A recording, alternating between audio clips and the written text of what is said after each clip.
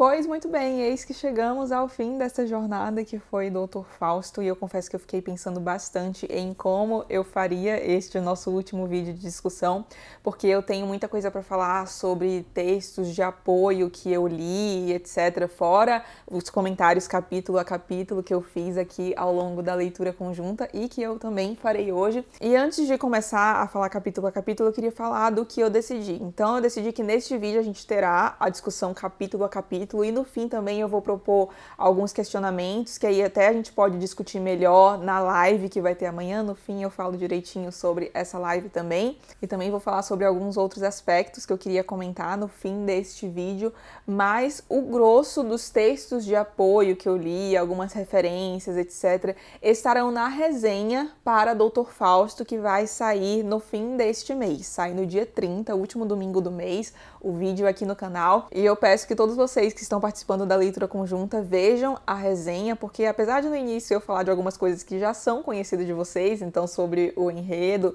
sem spoilers primeiramente, depois, para deixar a resenha bem completa, eu queria discutir algumas coisas da biografia do Thomas Mann, algumas coisas que eu li no livro também dele, a origem do Dr. Fausto. Então todas essas discussões estarão lá na resenha para ficar tudo bem completinho, porque senão eu ia falar das mesmas coisas duas vezes. Então, para poupar vocês, eu vou falar tudo lá na resenha.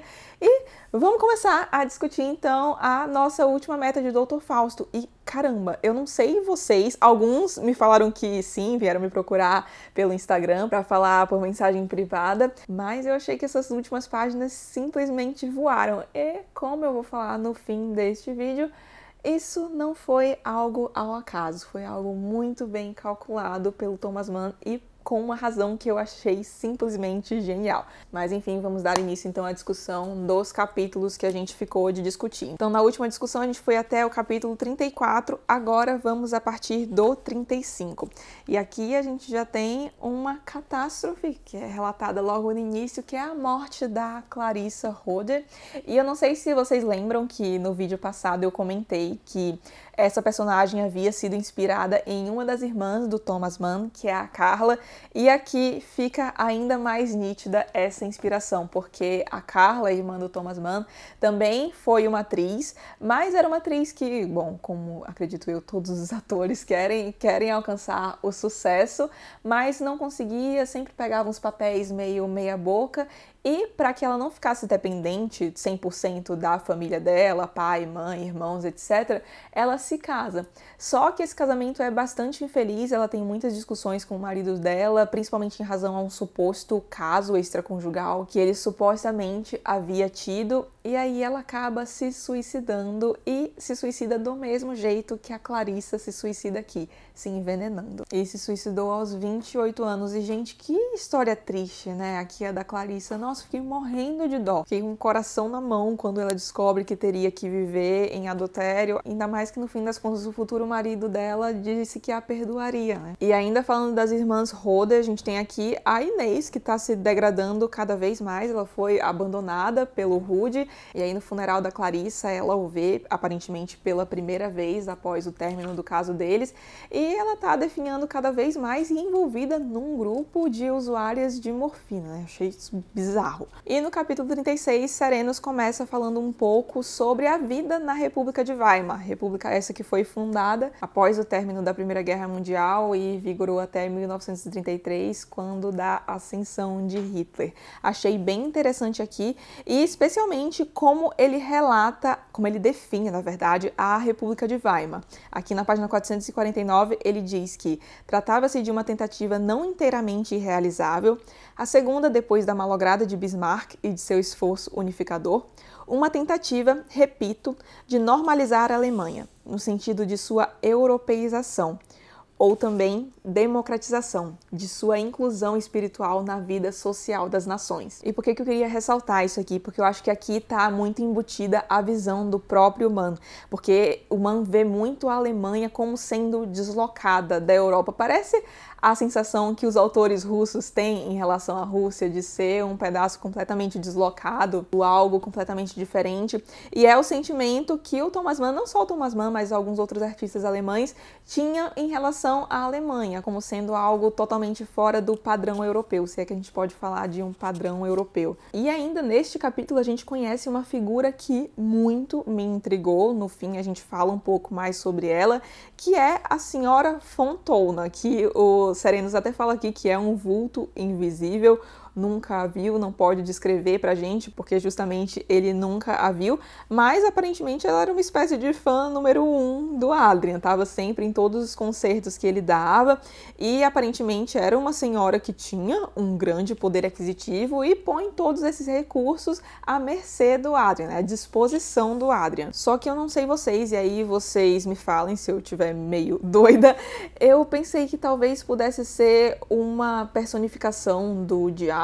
mais uma das feições que ele consegue assumir, porque quando o Serenos fala aqui na página 455, na página 454, aliás, que veio uma carta para o Adrian, e essa carta que ela enviou ao Adrian vinha acompanhada de um anel, que o Serenos descreve aqui como sendo um anel, como um que ele nunca viu igual, e na página seguinte, agora sim, na 455, ele diz que enquanto o Adrian elaborava o oratório apocalíptico dele, ele trazia a joia na mão esquerda. E aí o Serenos diz, será que ele ponderava que o anel é símbolo de um compromisso, de laços e até de servidão?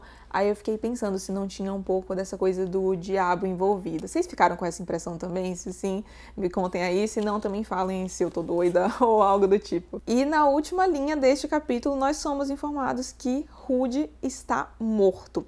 E aí eu fiquei pensando também, porque em algum capítulo o Adrian fala, o Adrian ou o Serenos, agora não vou lembrar, do destino trágico do Rude, e tem um outro ponto que eu queria comentar, que eu até marquei aqui na página 388, que o Adrian, ao saber desse envolvimento do Rude com a Inês, fala que ele tenha muito cuidado para sair da história são e salvo. E aí eu fiquei me perguntando se ele já não sabia qual seria o fim dessa história. E já no capítulo 37 a gente conhece essa figura bem esquisita chamada Saul Fittelberg, que era um empresário do ramo da música e que tenta agenciar o Adrian e não tem sucesso. Eu confesso que eu fiquei bem chateada com esse capítulo, porque, gente, por que não traduz as passagens do francês? Nossa, algumas coisas deu um trabalhão, porque eu tive que pesquisar no Google, mas enfim, a gente sobrevive com o Google Tradutor. Agora, comentando sobre o capítulo em si, primeira coisa, eu achei meio fáustica essa coisa dele falando, eu vim aqui te tentar, no caso, tentar o Adrian a se agenciar com ele, a trabalhar com ele. E a outra coisa que eu achei interessante aqui é que eu acho que aqui tem muito a visão do Mann, não só em relação à França, mas em relação à Alemanha.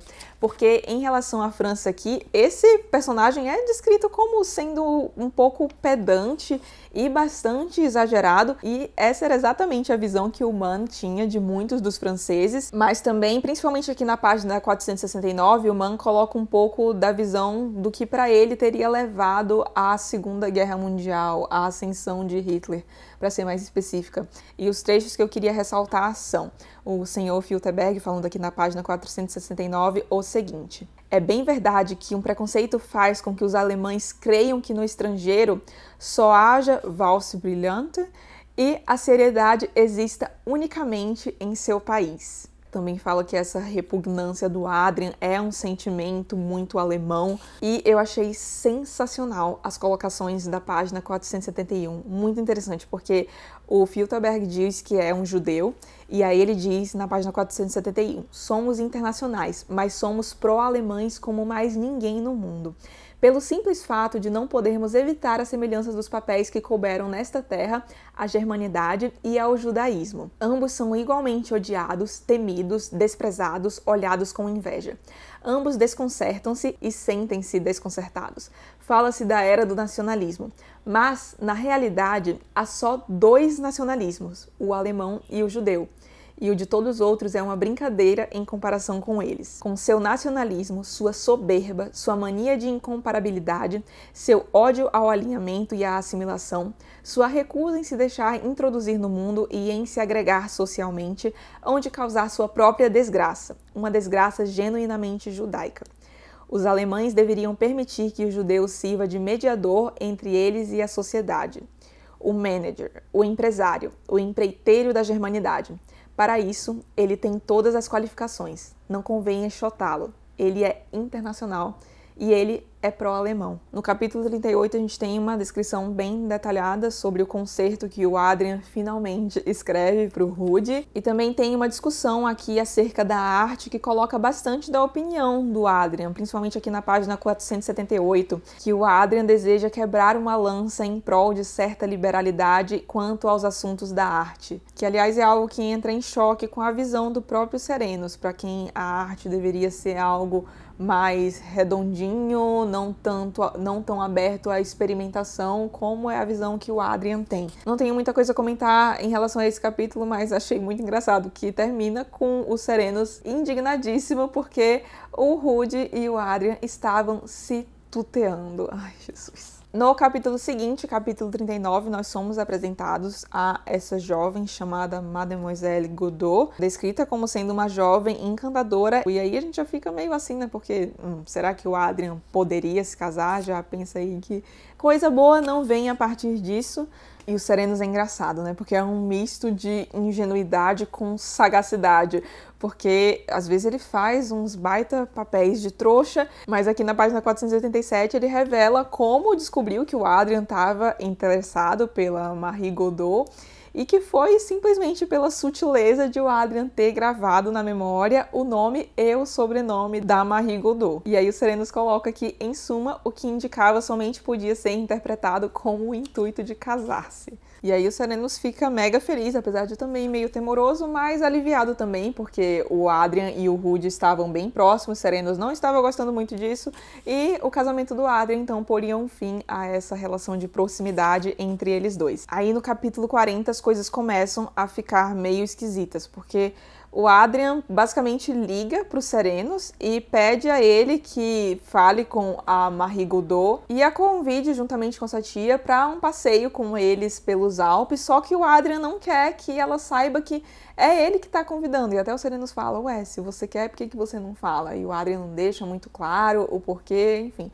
Achei isso aqui esquisito, mas elas aceitam o passeio. E aí vai então Serenus, a esposa dele, Helene, o Adrian, o Rude e o Schildknapp também. Só que aí ele comenta aqui na página 492, naquele dia eu ignorava que nesse caso se tratava de uma tendência, de um plano e, em certo sentido, de uma experiência preparatória para algo posterior, da propensão para enviar alguém à bem-amada.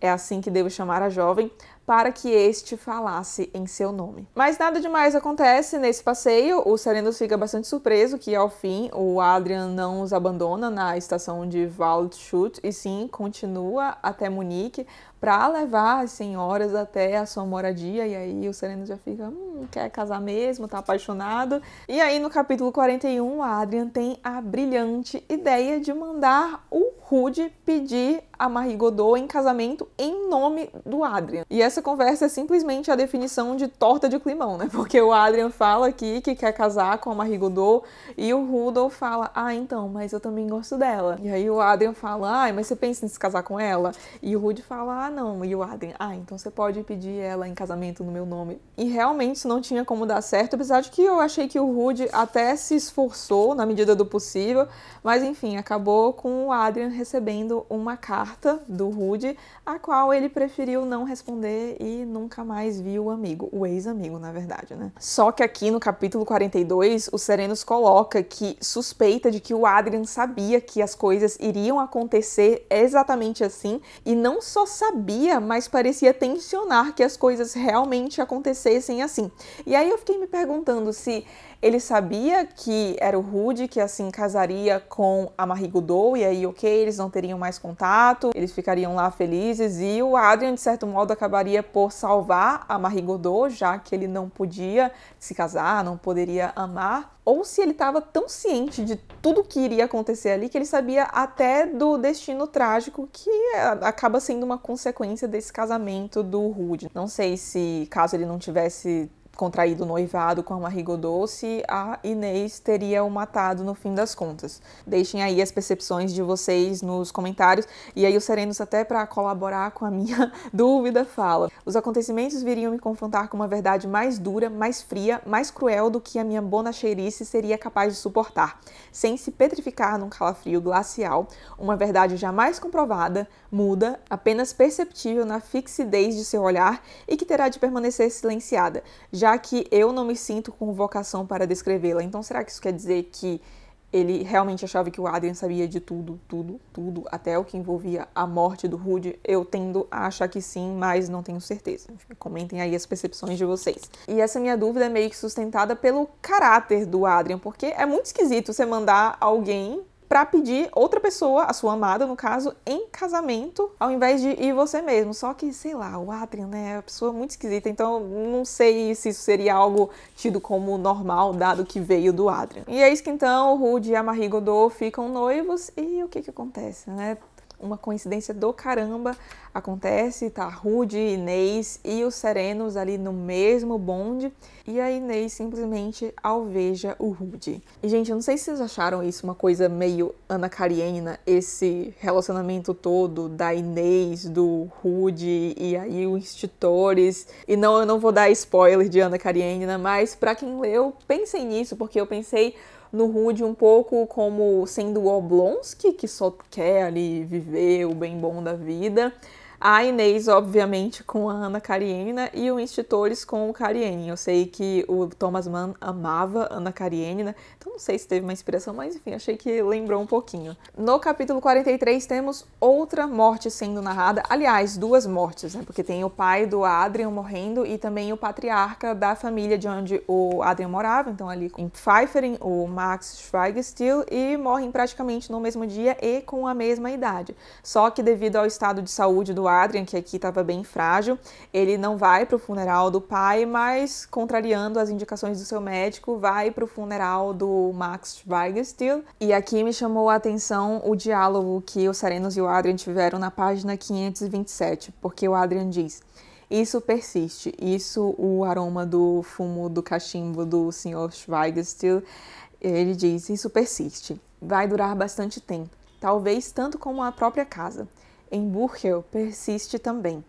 O tempo da nossa persistência posterior, às vezes mais longa, às vezes mais curta, chama-se imortalidade, que é, no fim das contas, o que o Adrian queria alcançar com a sua obra. E aqui eu lembrei um pouco do poema sobre o Rouxinol, que a gente até comentou no vídeo passado, né, que o Rouxinol não morre porque sobrevive através do seu canto, o que é, no fim das contas, a grande ambição do Adrian, compor uma obra disruptiva e sobreviver através disso, através da sua música. E aí, no fim do capítulo, o Serenos fala que avistou a folha na qual Adrian, aparentemente em segredo, compunha a sua magnum opus, A Lamentação do Dr. Fausto. E aí vem o capítulo 44, onde a irmã do Adrian, a Ursel, reaparece com o seu filhinho, que é o Nepomuk. E, gente, eu não sei vocês, mas eu fiquei simplesmente apaixonada por essa criança. E isso apenas lendo a descrição dela. Eu não sei como é que o Thomas Mann consegue fazer essas coisas. Vocês também ficaram apaixonados por essa criança? Meu Deus, eu queria apertar.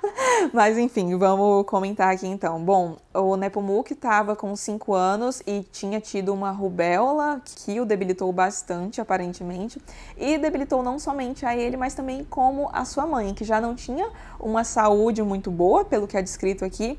E aí ela tem que despender bastante energia para cuidar da recuperação do Nepomuk. E quando ele se recupera, ela acaba, por sua vez, tendo de se encaminhar ao hospital para poder se recuperar também. E aí o Nepomuk vai ficar com seu tio Adrian. Aliás, o Nepomuk é outro personagem que é inspirado em uma pessoa real, mais especificamente no neto do Thomas Mann, que se chamava Frido. Na live a gente comenta um pouco mais sobre isso, na live e também na resenha. E Adrian, assim como todo mundo aqui no livro, e não só no livro, mas também suponho os leitores, se apaixona por Nepomuk. E aí eu fiquei tão comovida com essa relação dele com o sobrinho, porque dava pra ver que ele gostava muito, realmente amava o Nepomuk, tem uma ligação muito forte com ele, tanto que ele fica meio na dúvida se aquele amor seria permitido pelo diabo, e aí ele até fica ali dias inteiros sem vê-lo, se afasta do contato com o Nepomuk, acho que muito por causa disso,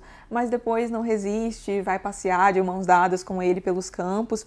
E uma coisa que eu achei interessante aqui, tá na página 543, que eles estão conversando sobre as coisas que o Nepomuk diz, as palavrinhas engraçadas que ele diz, falando aqui de chuva aliuante, e aí o Serenos comenta que no médio alemão é chuva ou chuvarada, era a palavra para chuva, e aí o Adrian fala, sim, esse menino vem de muito longe. E aí vamos deixar isso aqui no ar, porque eu vou voltar depois. E outra coisa que eu marquei aqui foi na página 547, quando o Serenos pergunta se o Adrian já perguntou ao Nepomuk quem que ensinou essas orações que ele faz para ele, e o Adrian fala, ah não, prefiro deixar a questão em suspenso e suponho que Eco nem seja capaz de me dar uma explicação.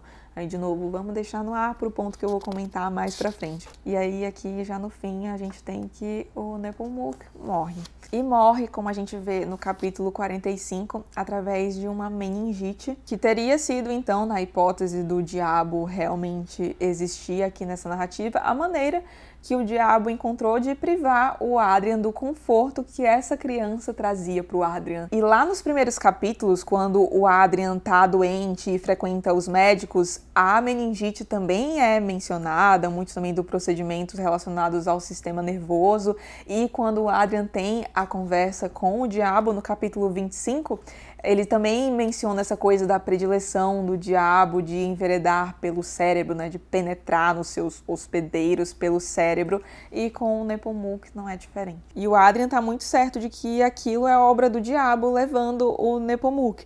E aí na página 552, na 553, a gente tem esse diálogo que eu fiquei bem emocionada com o Adrian falando, leva o monstro, leva o patife, mas faze-o logo, já que não quiseste tolerar nem isso, velhaco que és.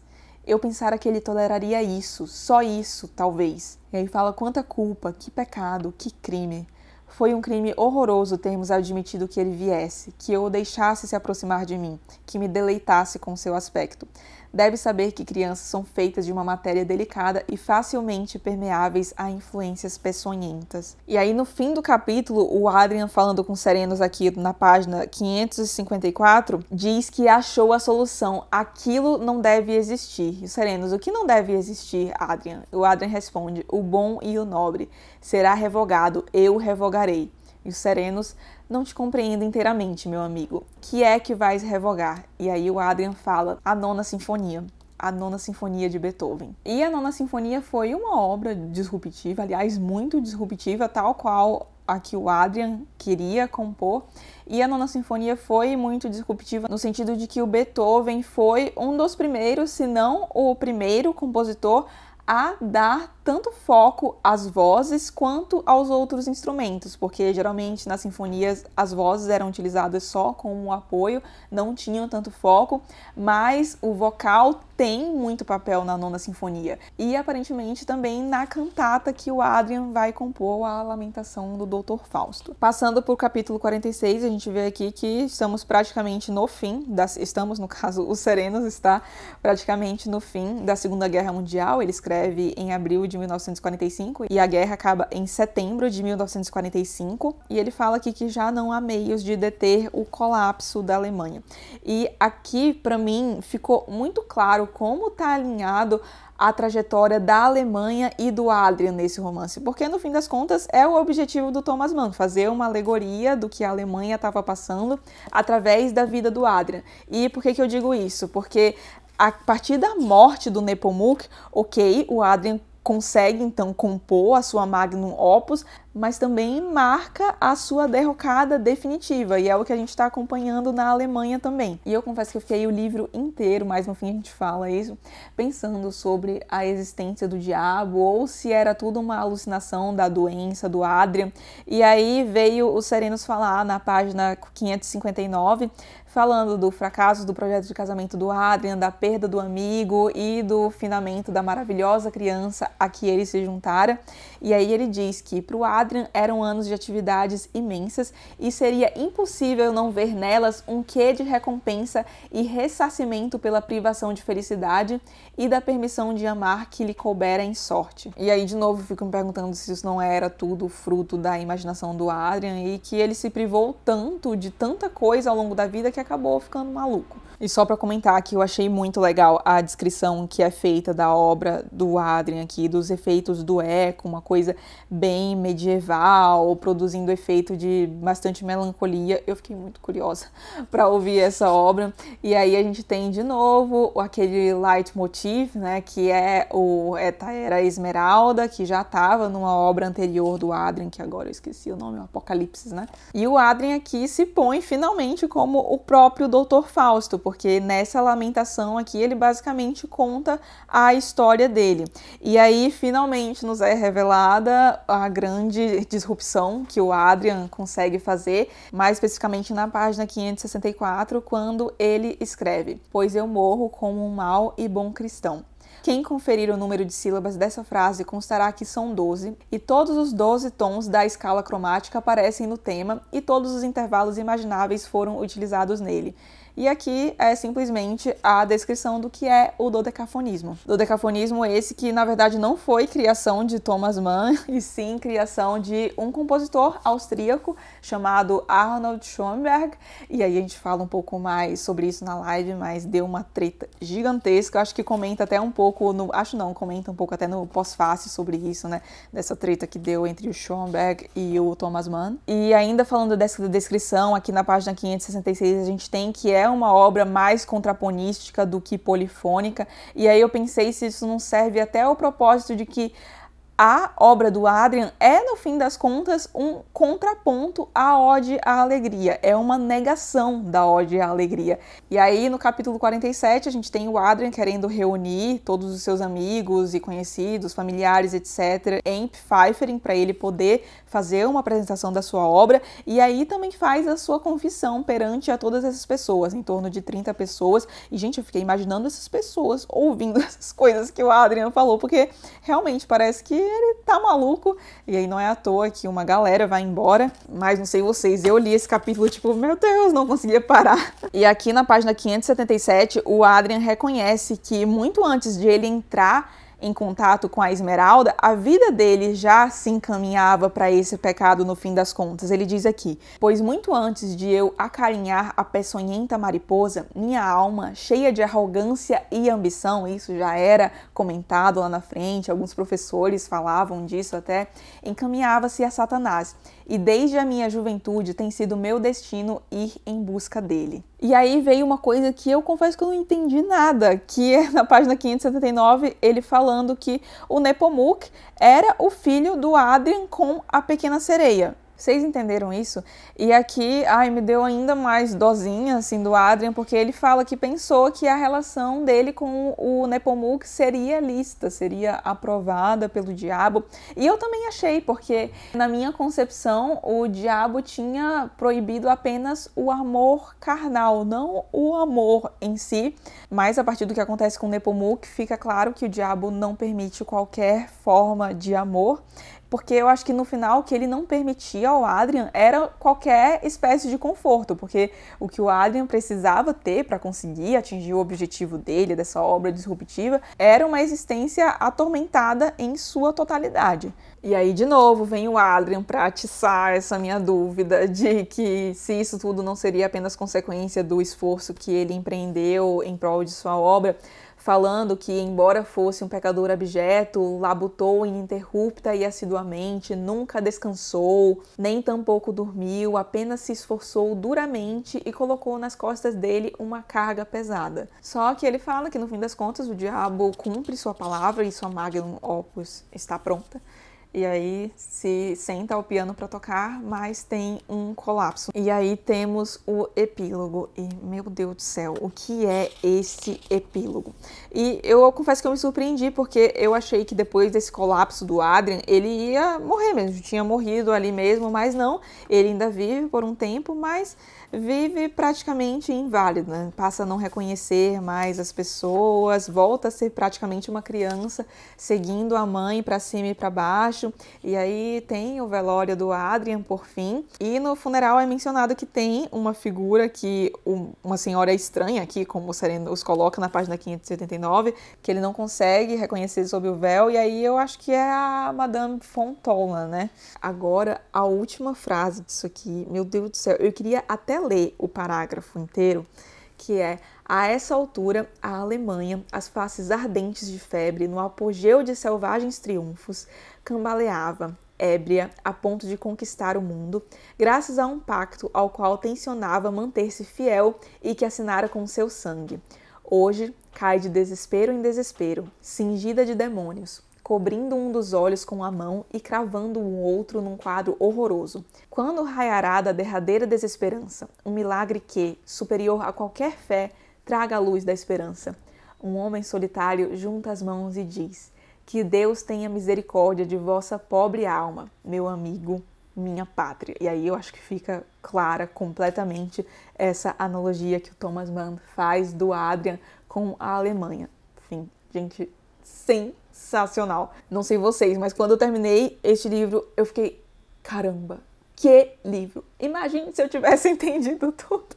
Porque eu realmente gostei muito disso aqui. Eu confesso que eu tô até em dúvida se o livro que eu considero o melhor livro do Thomas Mann seria Dr. Fausto ou A Montanha Mágica, mas eu acho que eu tô tendendo mais para Dr. Fausto. Vamos ver se a opinião se consolida mais quando eu fizer uma releitura da Montanha Mágica, mas eu fiquei realmente impressionada com esse livro aqui. Imagine se eu realmente tivesse conseguido compreender tudo, mas é como eu disse, é um livro de releituras, e aí na resenha a gente comenta um pouco da nota que a gente tem aqui e do pós-fácil também, porque eu queria fazer um link com uns outros textos que eu li. E pensem nos seguintes questionamentos pra gente conversar na live ou aqui nos comentários.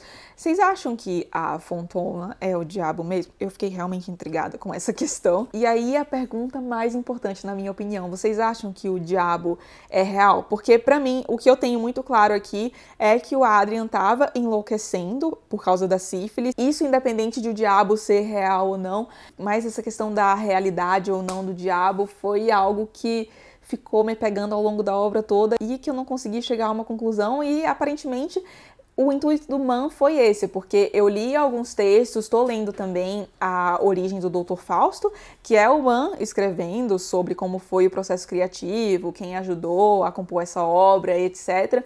E lá ele não fala nada sobre essa questão do diabo, ele fala exatamente como é colocado pra gente aqui, mas não se isso é fruto de um delírio do Adrian ou se é algo real mesmo. Mas não sei, às vezes eu penso que são muitas coincidências pra não ser real, só que ao mesmo tempo, ai meu Deus, a gente conversa mais sobre isso na live. E eu comentei com vocês que essa última parte da meta simplesmente voou, a última parte do livro, na verdade, né? Voou. Eu li aqui, devorei, muitos de vocês também, pelo que me falaram, leram bem mais rápido do que eu tinha proposto esses últimos capítulos. E não foi mesmo ao acaso, porque o Thomas Mann comenta na Origem do Dr. Fausto que ele compôs esta obra aqui à imagem de uma sonata. E não sei se vocês lembram que no primeiro vídeo da leitura conjunta eu falei bastante sobre termos de teoria musical e falo também sobre a sonata. E aí não sei se vocês lembram da estrutura da sonata, que, bom, tem diversas sonatas com mais de 3 movimentos, mas o mais padrão, digamos, são os 3 movimentos. O primeiro sendo não tão lento, mas também não tão rápido. O segundo movimento sendo bem mais lento que os outros dois, e o terceiro movimento sendo bem mais acelerado que os dois anteriores, um movimento mais forte. E, na minha opinião, o Thomas Mann conseguiu executar isso perfeitamente aqui. Queria saber se vocês conseguiram sentir isso na narrativa. E, bom, gente, são esses os meus comentários por este vídeo, porque eu ainda tenho muita coisa para comentar na live e também na resenha. Aliás, essa resenha eu tô muito preocupada com a duração, porque os Buddenbrook, eu acho que eu nem tinha tanta coisa para comentar comentar como eu tenho aqui, e a resenha já tem mais de 30 minutos, eu acho que Doutor Fausto talvez aí fique próximo dos 40 ou ultrapasse. Vou tentar fazer não ficar tão longo assim. Mas enfim, amanhã a gente tem a nossa live, vai ser às 4 horas, vai ser por um link do Google Meet, e se vocês vierem neste vídeo aqui, às 3h55, o link já vai estar aqui, aí vocês podem clicar que eu aceito a entrada lá de vocês na sala pra gente conversar sobre este livro. E queria agradecer de todo o coração a companhia de vocês. Gostei muito, muito mesmo da experiência de fazer uma leitura conjunta. Foi a primeira leitura conjunta que eu organizei, então me desculpem qualquer coisa. E se vocês tiverem sugestões, por favor, deixem aqui embaixo nos comentários. Eu vou adorar saber para poder aprimorar as próximas, porque, afinal de contas, esta foi a primeira de muitas leituras conjuntas que eu pretendo fazer do segundo semestre. Caso alguém se interesse, a gente tem a leitura conjunta dos contos do Tolstói.